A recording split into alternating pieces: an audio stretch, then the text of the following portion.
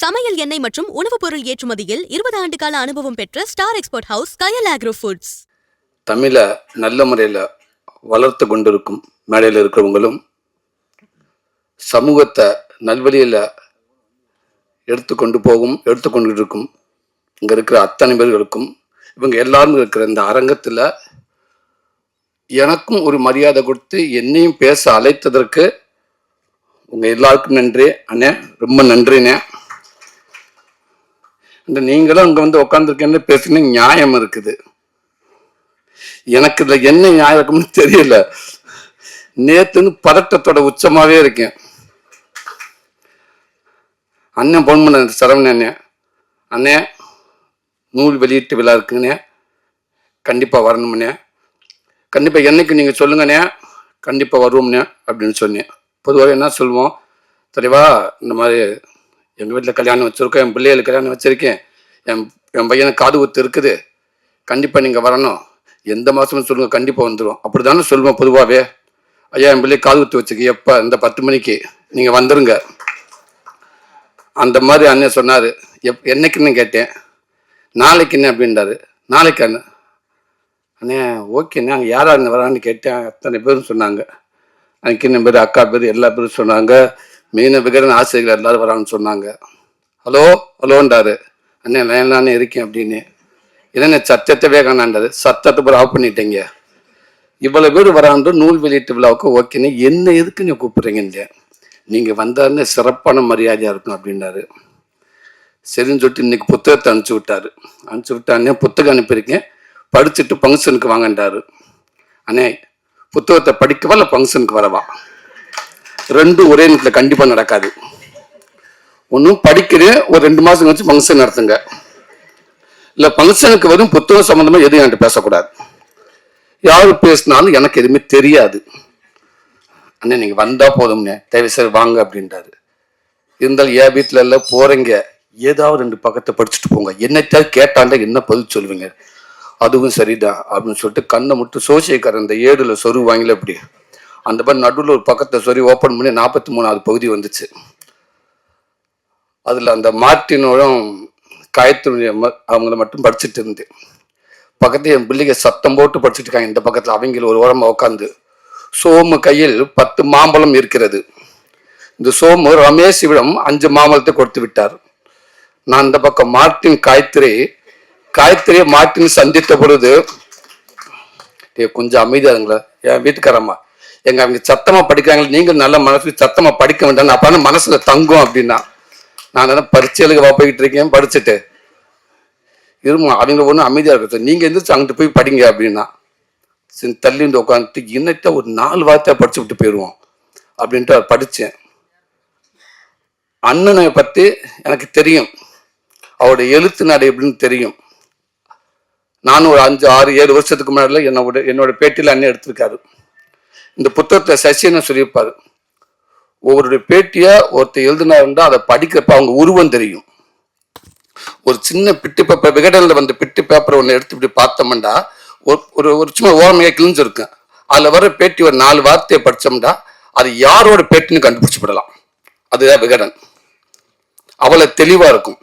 அதே மாதிரி தான் சரவணன், எந்த பேட்டி வச்சு படிக்குமோ அந்த உருவம் அப்படியே கண் முன்னாடி வந்துடும். அந்த காயத்ரியும் அந்த மார்ட்டினுக்கு அந்த அந்த பகுதியை படித்தேன். அந்த அளவற்ற காதலை, கட்டுக்கடங்காத காதலை, அடாவடித்தனமான அந்த அன்பை ஒளிஞ்சிருந்து ஜன்னல்ல பார்த்த மாதிரி ஆயிடுச்சு. அப்படி ஒரு லைவா இருந்துச்சு. ஓப்பன் நம்மளுக்கு வேர்த்துருச்சு. அது உருவம் வந்துருச்சுங்க அங்க. அதாங்க அவருடைய எழுத்து நடை. அவர் எழுத்து நடை இதாங்க. சார் கலைமணி சார் சொன்ன மாதிரி அதிகமா பேசுறோட அமைதியாருக்கு மிகப்பெரிய பவர்னு சொல்ற மாதிரி, உண்மைக்கே எவ்வளவு பேசினாலும் புத்தக வழியா வரக்கு மிகப்பெரிய பவர் இருக்கு. எப்பவுமே எழுத்து நிலையில வரக்கு மிகப்பெரிய பவர் இருக்குது. ஆனா அந்த 2 பக்கத்தை படிச்சோன்னு போராடின்னு ஏண்டா படிக்க வேண்டிய நேரத்தில் என்ன படிச்சிருந்தேன்னு வச்சுக்கோங்களேன், இன்னைக்கு இதை விட நல்லா இருந்திருக்கலாம், இன்னும் மேல இருந்திருப்பேன். படிக்க வேண்டிய புத்தகத்தை படிக்காம விட்டுட்டோம். சரி இப்போவாது படிப்போம் அப்படின்னு சொல்லிட்டு, எனக்கு பொதுவாகவே இந்த சினிமாவுக்காக தொழிலுக்காக படிக்கிற ஸ்கிரிப்டை படிச்சு விடுவேன் வெயிலேன்னு, அதை கொடுத்தானே படிச்சிருவேன். எந்த தொழிலுக்காக படிக்கிறது அதனால இந்த புத்தகம் படிக்கிற பழக்கம் நமக்கு இல்லவே இல்லை. கடன் கொடுத்தவங்க கூட எதிர்த்து வரப்ப தைரியமா போயிடுவேன். கேட்டா சொல்லிக்கிறலாம், அடுத்த வாரம் தரேன் அப்படின்னு. இந்த புத்தகத்தை கொடுத்துட்டு தலைவா படிச்சுட்டு சொல்லுங்கன்னு சொல்லுவாங்க. எனக்கு பெரிய பதட்டமாயிரும். பார்க்கறவங்களாம் புத்தகத்தை கொடுத்துருவாங்க. கொடுத்துட்டு சூப்பர் இடம், நீங்க இதை படிங்கன்னுவாங்க. அப்படிதான் சமுத்திரக்கணி எனக்கு புத்தகத்தை கொடுத்தாரு அண்ணன்.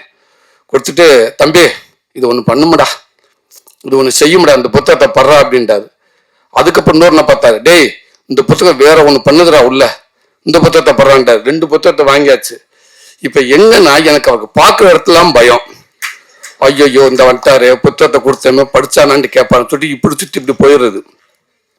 ஏதாவது சந்தேஷம், ஏன்னா படிச்சா அண்ணன் படிச்சுனே அண்ணன் ஏங்கதை எனக்கு தூங்க விடலனே. அதே அந்த 10th பேஜ் கிட்ட எல்லாம் ஒரு மாதிரி ஆயிடுச்சுனே. 10th அதுக்கு மேலே டிராவல் பண்ணி முடியலண்ணே. டே அது வேற மாதிரி ஒன்று பண்ணுமுடா இருந்தது.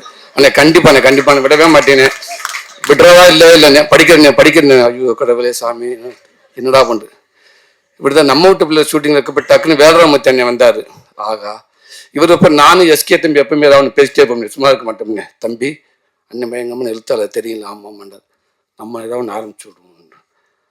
ஆனா அந்த டவுன் த ஒர்த் த வே அந்த புக் படிச்சுன்னா எஸ்கே அந்த கேப்பாப்புல. தம்பி ஐயோயோ என்னாம இருப்பது த கிரிங் அவன் தானே எழுதினது அது. தம்பி சரியானது தம்பி. அப்ப இன்னொரு புக்கு யாரு, இந்த ஸ்டேட் த வே, அது நல்ல சீனுக்கண்ணு தேவர் தம்பி. அப்படியா என்ன தம்பி, அது சரியான புக்குன்னு, அது நீங்க அந்த புக்கை படிச்சு இவர் பார்த்துக்கிட்டே இருப்பாரு. என்னடா ஸ்டேட் த வேன்றாங்க, டவுன் த வாட்டர்ன்றாங்க, இது என்ன புத்தகமா இருக்கும் அப்படின்னு. நாங்கள் ஒரு புத்தகமும் தம்பி அந்த வாடிப்பட்டி வரராஜ பெருமாள் ஒன்று பண்ணாம ஒரு புத்தகம், சின்ன புத்தகம் தான் நீங்க பார்த்துருக்கீங்க. என்ன தம்பி அது 6வது, அது நீங்க எந்த புக்கு படிச்சீங்க? நான் 6வது பாகம் தம்பி. அண்ணன் அதில் 3வது பாகம் படிக்க மிரட்டி இருப்பாப்பண்ணு. இப்படியே பார்த்துக்கிட்டே இருந்தாரு. கொஞ்ச நாளைக்கு அப்புறம் அப்படியே வந்தது, அண்ணன் அவர் எது கண்டுபிடிச்சிட்டாருன்னு நினைக்கிறேனே, உங்களுக்கு தானே வரும், உங்களை கூப்பிடுவாருன்னு. ஏன் தம்பின்னு. இல்லை அவர் என்கிட்ட கேட்டாரு, சூரிய தம்பி புத்தகம் படிக்கிற பழக்கம் உண்டா அப்படின்னு கேட்டாரு. ஏதோ பேர் சொல்றாப்புல, கிரைங் அப்படின்றாப்புல, டவுன் த வாட்டர்ன்றாப்புல, ஸ்டேட் த வேன்றாரு. என்ன புத்தகம் இதெல்லாம்? அண்ணன் புத்தகம்லாம் இருக்க மாட்டாருன்னே, ரொம்ப புத்தக பிரியரு அப்படியான்னு சொல்லிட்டு மறுநாள் என்னை கூப்பிட்டு விட்டுங்க கேரவனுக்கு. தம்பி போங்க கூப்பிடுறான்னு. மேலே போனேன். குற்றப்பரம்பரை ஒரு புத்தகத்தை கொடுத்தாரு, இன்னும் 2 புத்தகத்தை கொடுத்தாரு. தம்பி நம்ம புத்தகத்தை படிச்சிங்களா இல்லையா? அண்ணன் குற்றப்பரம்பரை படிச்சிருக்கேனே, நான் படிச்சிருக்கேன், நீங்கள் படிங்க, நீங்கள் படிச்சுட்டு சொல்லுங்க. சரிங்க கண்டிப்பாக வாங்கிட்டு வந்துட்டு அந்த 2வது பேட்ச் அந்த கயிறு இல்லை சேப்பு கவுரு, அந்த 2வது பேட்சை தாண்டலை 1 மாசமா. வீட்டில் அந்த கயிறை ஏமா எடுத்தேன். என்ன எடுத்தீங்க? ஏன் எடுத்தேன்டா? அந்த கயிறு முதல் பக்கத்துலேயே அப்படியே கிடக்குது, இதில் ஏன் எடுத்தீங்க வேறையா? கயிறு 10 பக்கமாக நகலனுங்க. இதுதான் நம்ம டிராவல், புத்தக டிராவல். என்னன்னா அது புத்தகம் அது ஒரு பொழுதுபோக்கு மாதிரி நினைச்சிட்டேன். புத்தகம் அது நம்ம உட்காந்து பொறுமையா படிக்கணும் இல்லைன்ட்டு. அதனால இப்ப இங்க உட்காந்துருக்கப்ப பார்த்து வந்து உட்காந்தோன்னு எல்லாரும் பரிச்சுக்கு எடுக்கிற மாதிரி எல்லாரும் 2 பக்கத்தை பிரிச்சு பார்த்தாங்க. ஆகா இவங்கெல்லாம் பார்த்தா பேசிடுவாங்க என்ன பண்ணு. எங்க அக்கா வேற பக்கத்துல ஒரு புக்ல ஒரு பேச்சா ஒட்டி வச்சிருக்காங்க, ஒரு 20 பேச்சுக்கு. அப்ப என்ன சொன்னாங்க, ஈஸியால இருந்து வராங்கன்ட்டு. கண்டிப்பா இவங்க எல்லா பக்கத்தையும் ஒட்டி இருப்பாங்க, ஏன்னா அவங்க டைம் இருக்குது அவங்களுக்கு. அதனால எப்ப ஆனாலும் பெற்ற அக்காவே வந்து எத்தனை புக்கு மறந்துடாம வச்சிருக்காங்கன்னா நம்ம எனக்கு என்ன அடிக்கடி நான் புத்தகத்தை பார்த்தீங்கன்னா எனக்கு டைட்டில் மறந்துடக்கூடாது. நான் பார்த்துக்க சங்காரத்துக்கு சிங்காரம்னு சொல்லிட்டு வைங்களேன், எனக்கு கவலை போல இந்த அட்டை பக்கத்தை பார்த்துக்கிட்டே இருக்கு, தலைவா இந்த டைட்டில் மட்டும் மறந்துடக்கூடாது, அப்படியே போய் ஒப்பிச்சுட்டு வந்துடுறேன் அப்படின்னு. அதனால எனக்கு தெரிஞ்சதுக்கு நல்லபடியா பேசிட்டேன். ஆனால் இன்னும் சமீபத்தில் தான் இந்த புத்தகம் படிச்சுக்கிட்டு இருக்கேன். புத்தகங்கிறது சாதாரண விஷயம் இல்லை, பல நாட்டில் பல வரலாறுகளை உருவாக்கியிருக்கு புத்தகம் தான்.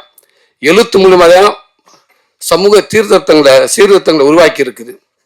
எவ்வளவோ நல்ல விஷயங்களை இந்த புத்தகம் தான் எனக்கு உருவாக்கி இருக்கு. சட்டத்திட்டங்கள் அத்தனையுமே எனக்கு எப்பேற்பட்ட புத்தகத்தை எழுதுறவங்களும் இன்னைக்கு இருந்தாலும் கண்டிப்பா ஒட்டுமொத்த பேரும் போய் சாமியை விட அவங்கள போய் நம்ம கும்பிட்டுருவோம்.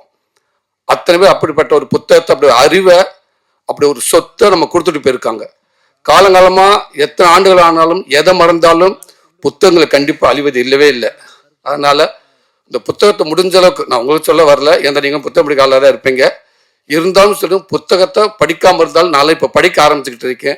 நானும் கொஞ்சம் கதைகள் எழுதிக்கிட்டு இருக்கிறேன். அடுத்து எங்க அப்பாவோட ஒரு பயோகிராஃபி எழுதிக்கிட்டு இருக்கிறேன். ஆல்ரெடி மாமன் கதையை நான் எழுதியிருந்தேன். இப்போதான் அந்த புத்தகத்தோட அருமை எனக்கு தெரியுது, அது சாதாரண விஷயம் இல்லைன்னு.